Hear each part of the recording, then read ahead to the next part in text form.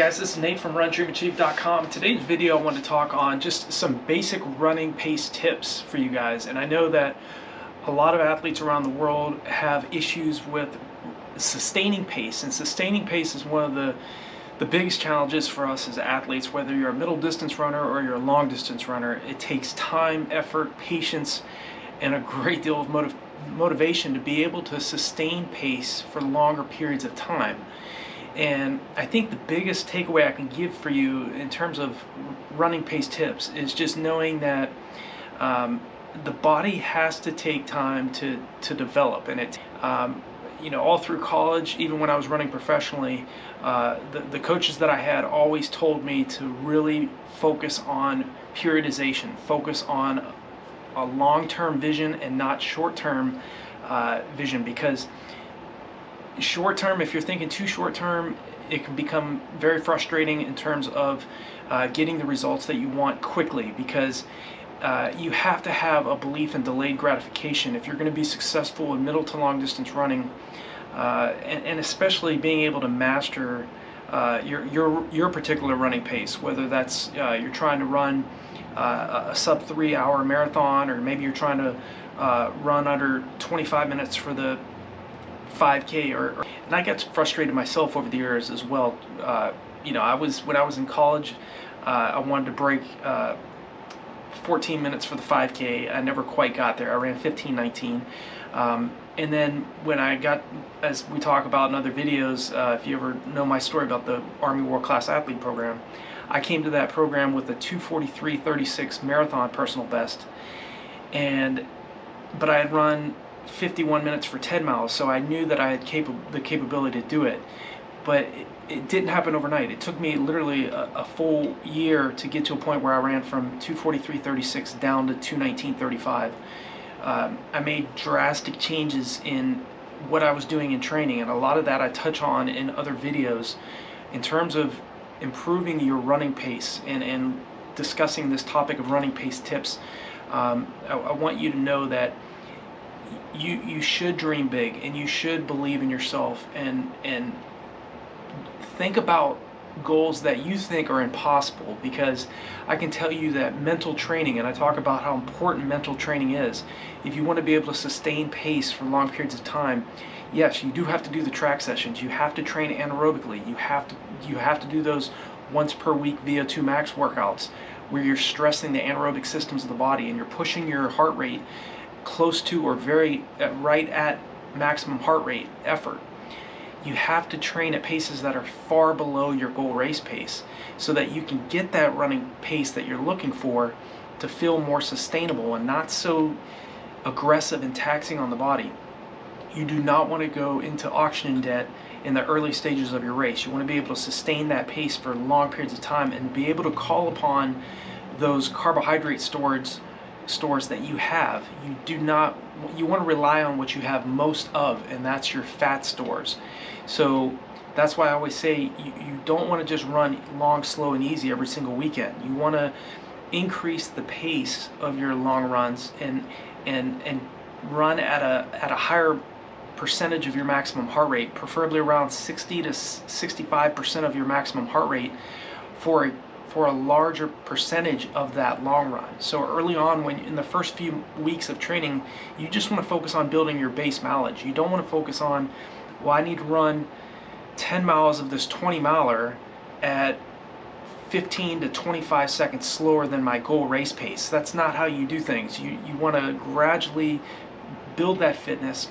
That way, once you get into the latter stages of your marathon build up or your half marathon build up, or if you're training for a shorter distance, you want to focus on training at a higher percentage of your maximum heart rate, but also for longer periods of time as you get fitter. So like I say in all these other videos, in terms of running pace, it doesn't happen overnight. You all know that, but it's reassuring to know that, to hear from another athlete that has done what you want to do, just to know that dreaming big and visualizing success and visualizing what you want to do and what pace you want to sustain for your chosen event can be done. but there are going to be challenges along the way. There's going to be workouts you're not going to have it. There's going to be poor races. All of it are steps along the way that you need to go through in order to get to that perfect flow state where everything works out, where the stars align. And for me personally, that happened in Sacramento, California in the first week of December in 2007. I broke the 2:20 marathon barrier, outran a slew of marathoners that were way better than me that day.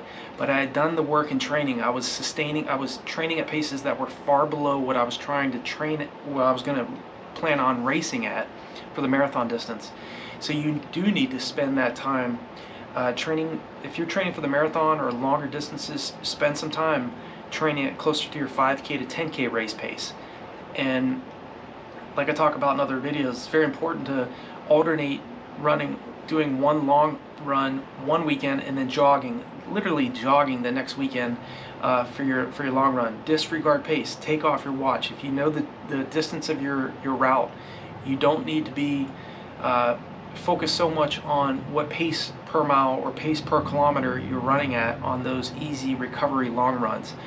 Like I said, I've trained with guys that and gals too that were men that were sub 210, 211 types for the marathon, females that ran anywhere from 234 to 240 for the marathon. These are, I mean, very strong athletes that taught me a lot about what it takes to get the most out of your body. And again, it comes back to jogging on your recovery days and really hammering it home on those hard days. You need to stress yourself anaerobically, but also allot time for your body to recover and jog and aerobically recover so that you can bounce back from those hard efforts. Your benefits are going to come from the rest. It's not going to come so much from the hard workout itself. Obviously, we do have to train on the track and train on the roads at high anaerobic efforts and as we get fitter for longer periods of time. But if you're not paying attention to the easy days and jogging and relaxing and enjoying yourself and not taking the process of preparing for your races so seriously all the time, it's going to add that additional stress on you that you don't need. So it's important to still have fun and to plan your work and work your plan. You know, invest in yourself. There's training programs and there's training courses on RunDreamAchieve.com. If you look at any of my videos, below the videos in the description, there's information for you all. And there are ways to bypass the mistakes that other athletes have made. And that's what I really want for all of you, regardless if you're a beginner or you're an elite level athlete. You all as beginners can teach us as an elite veterans quite a bit as well about running, whether it's middle distance running or long distance running. So don't second guess yourself and don't doubt yourself in training. It does take time in terms of improving upon your running pace. It's hard at first because you just simply haven't trained the body at a high enough effort anaerobically, and it just simply hasn't adapted yet. So sometimes that can take several months, sometimes it can take several years to get to a point where you are in that flow state where everything is just clicking. You've done the proper taper, you have that confidence and that motivation that no matter what your competition's throwing at you, you're going to be able to react to the surges they're throwing in the race. And that motivation takes time. You'll get that through your training. You'll get that through tapering and following your nutrition, getting proper sleep, allowing time to back off and to chill out and relax and have a good time with your training as well.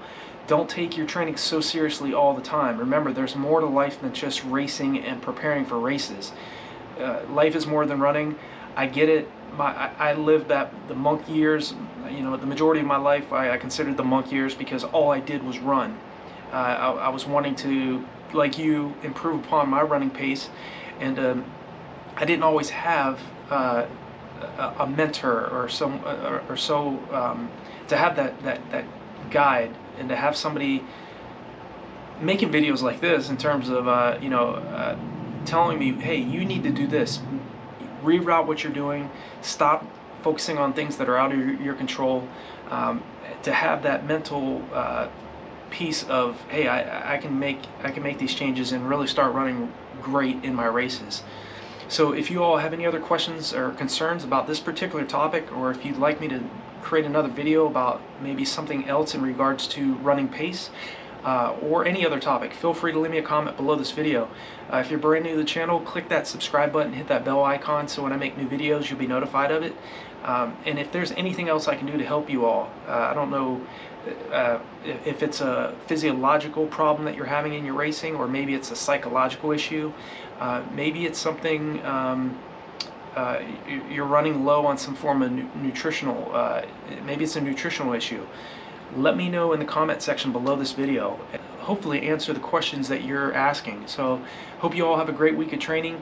Again, I really appreciate your support of this channel, and if there's anything else I can do to help you as a mentor and as a coach, reach out to me, because that's what giving back to the sport is really important to me. It gave so much to me as well, and I want you guys and gals to really improve upon your running pace, and to be able to sustain that pace for your chosen event, and to be able to get across that finish line in the time that you're looking for. It's a great feeling, and I also know how difficult it is along the way to have those setbacks, but I can promise you, once you nail down your race and you get across the finish line in your personal best time, all of those setbacks you'll forget about very quickly, and you'll also value those times where you really had to, where you were challenged and where things didn't go right.